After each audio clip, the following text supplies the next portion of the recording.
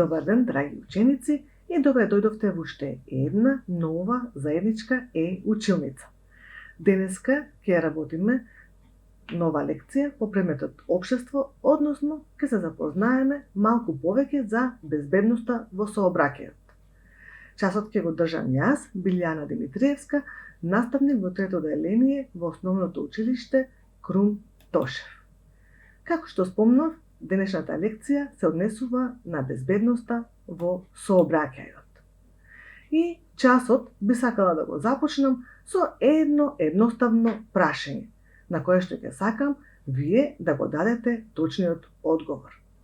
Прашањето гласи: за безбедноста во сообраќајот треба да се грижат под А. Само возачите на автобусите и автомобилите. Под Б. Само возачите на велосипеди и мотори. Под В. Само пешаците. Или под Г. Сите учесници во сообраќајот. Јас се надевам дека вие веќе го знаете точниот одговор, а тоа се разбира под Г. Сите учесници во сообраќајот.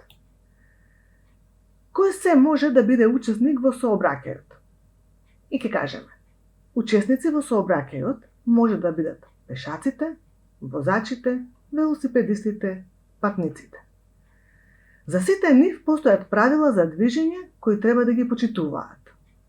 На тој начин никој нема да биде загрозен, а сообраќајот ќе се одвива безбедно.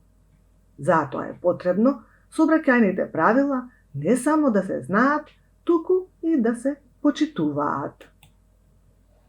Сега малку ќе позборуваме за пешакот како учесник во сообраќајот, а во моментот сега и вие, драги дечиња, сте во улога на пешаци.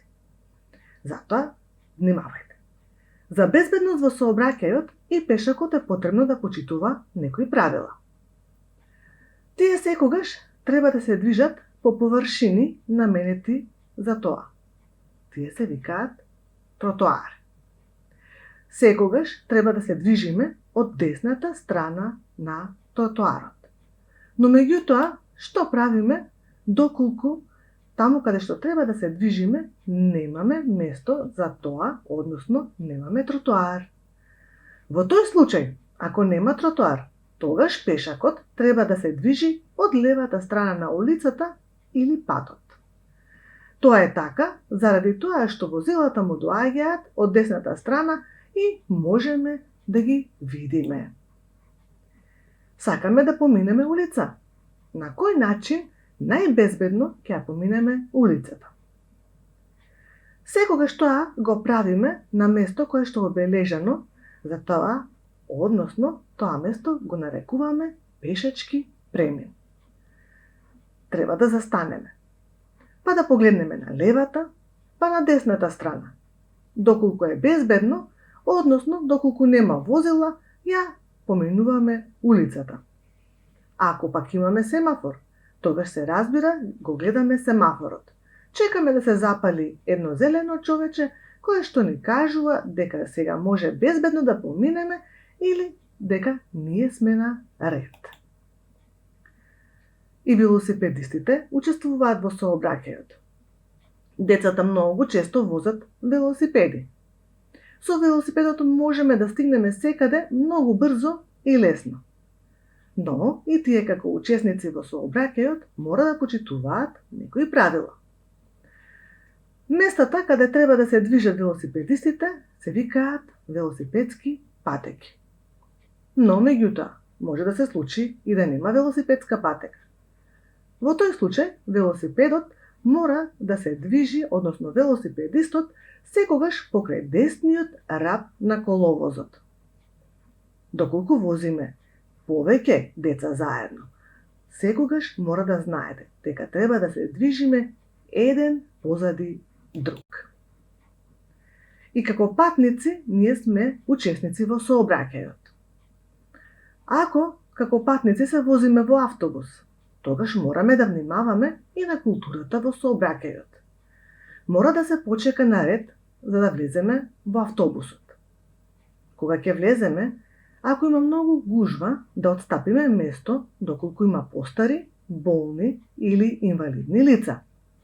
А доколку има, како што спомнавме, гужва, мораме внимателно да се држиме за држачот. Никогаш да не стоиме покрај возачот и да му сметаме со нашите разговори. На тој начин не загрозуваме безбедноста на шоферот додека нас не вози. Доколку сме патник во автомобилот на тато, тогаш повторно треба се почитуваат некои правила. А кои се тие? Пред да тргне автомобилот, секогаш прво треба да се врземе со сигурносни појаси, односно ремени.